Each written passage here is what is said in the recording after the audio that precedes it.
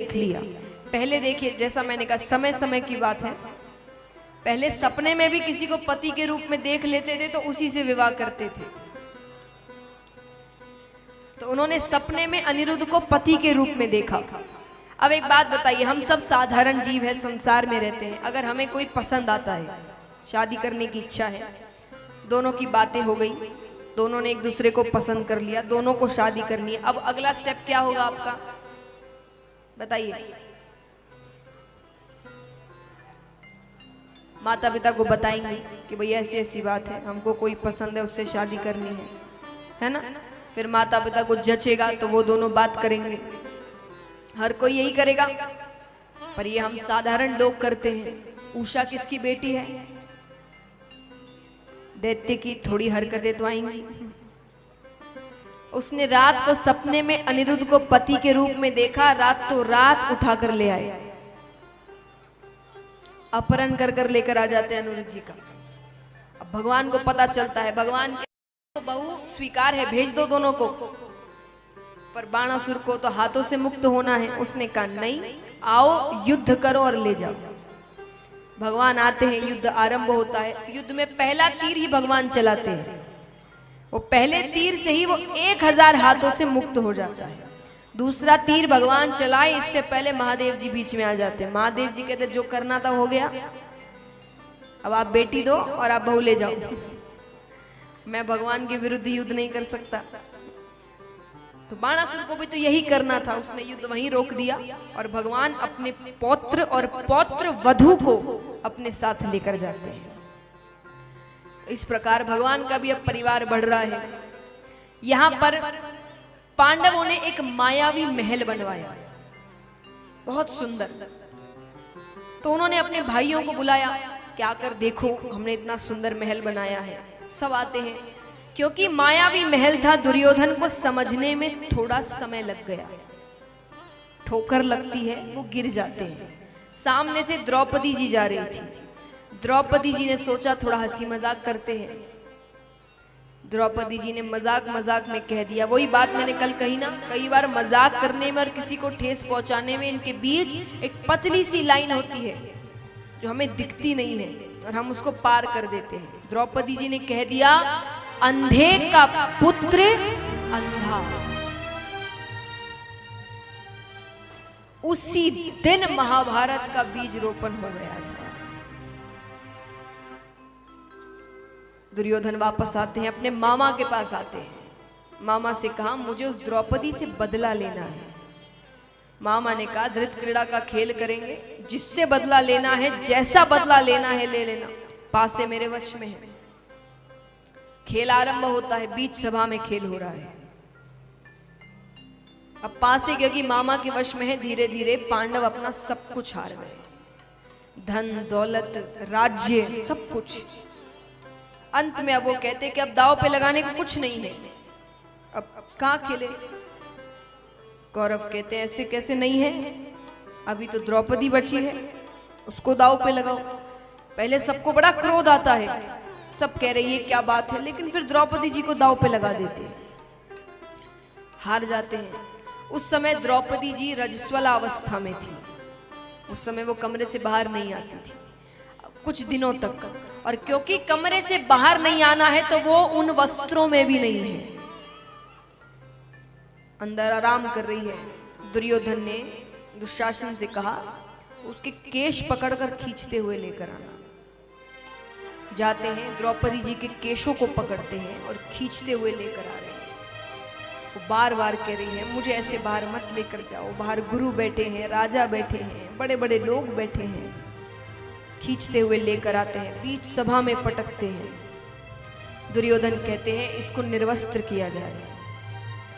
इतना अपमान नारियों का उस समय तक दैत्यों की भी सभा में नहीं हुआ था। किसी राक्षस ने भी उस समय नारी का इतना अपमान नहीं किया था जितना यहां पर राजा महाराजा कर रहे थे। कहते हैं हमारे धर्म में तो हमने तो बचपन से या जब से जन्म लिया है, यहाँ पर जितने हमने हमेशा से नारी के सम्मान में महाभारत होती देखी है। ये मोमबत्ती लेकर चलना पता नहीं कौन सिखा गया, वरना हमने तो नारी के सम्मान के लिए महाभारत कर दी थी, सिर्फ नारी के सम्मान के लिए। तो महाराज खूब रोती है वो, साड़ी खींचने लगते हैं, सबको पुकार रही है, कोई तो मेरी सहायता करो। सब देख रहे हो बैठकर, कोई सहायता नहीं करता। साड़ी खींचने लगते हैं, कुछ देर तक तो अपने मुख में साड़ी को पकड़ कर रखती है। कितनी देर पकड़ेगी? दुशासन कितने शक्तिशाली है।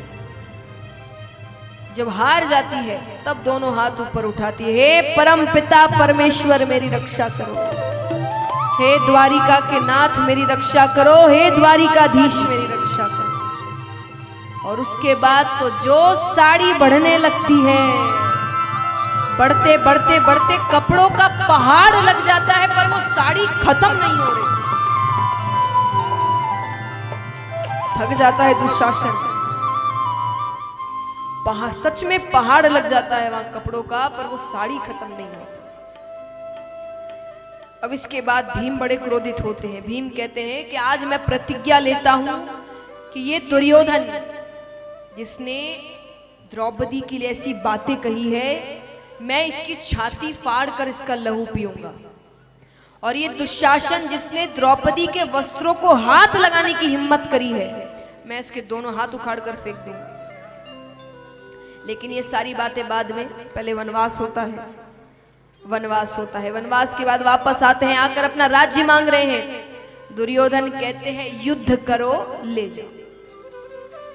अरे तुमने वचन दिया था कि तुम वनवास के बाद सब कुछ वापस कर दोगे। बोले लिखित रूप में कुछ है? इसीलिए देखिए, ये सारी पहले की घटनाएं हैं जो अब हमें सीख देती है। इसीलिए आजकल हम हर चीज लिखित रूप में रखते हैं कि कौन अपने बात से मुकर जाए। दुर्योधन ने कहा मुझे कुछ याद नहीं कि मैंने देने का कोई वादा किया था, युद्ध करो, ले जाओ।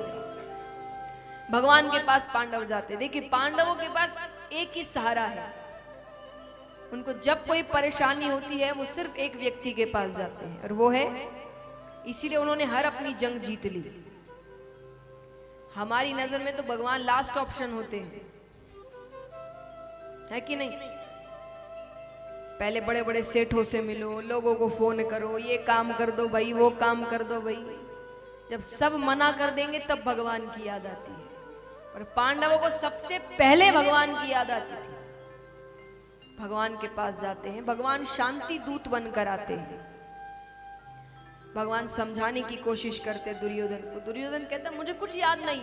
अरे मैं युद्ध के बिना सुई भर भूमि नहीं देने वाला, आप क्या बातें कर रहे हैं? अरे भगवान कहते राज्य मत दो, 5 पांडव को 5 गांव दे दो, इतना तो कर दो। बोलते कुछ नहीं दूंगा मैं। दुर्योधन ने कहा ये सब बातें छोड़िए, मैंने आपके लिए 56 भोग बनवाया है, आकर भोजन करते। भगवान कहते हैं भोजन किसी के यहां भी 2 ही शर्तों पर करना। कौन सी शर्तें? पहली कि जो भोजन करवा रहा है उसके मन में आपके लिए बहुत प्रेम है, बहुत, यानी वो सच में चाहता है आप उसके घर भोजन करो तो कर लेना। दूसरी, आपको बड़ी जोर की भूख लगी है, तब तो जहां मिल जाए वहां कर लो।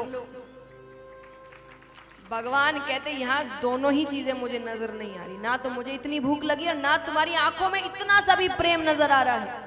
मैं तो विदुर जी के यहां भोजन करूंगा। अब विदुरानी यहां पर विदुर जी से कह रही है कि सुना है कृष्ण आया है।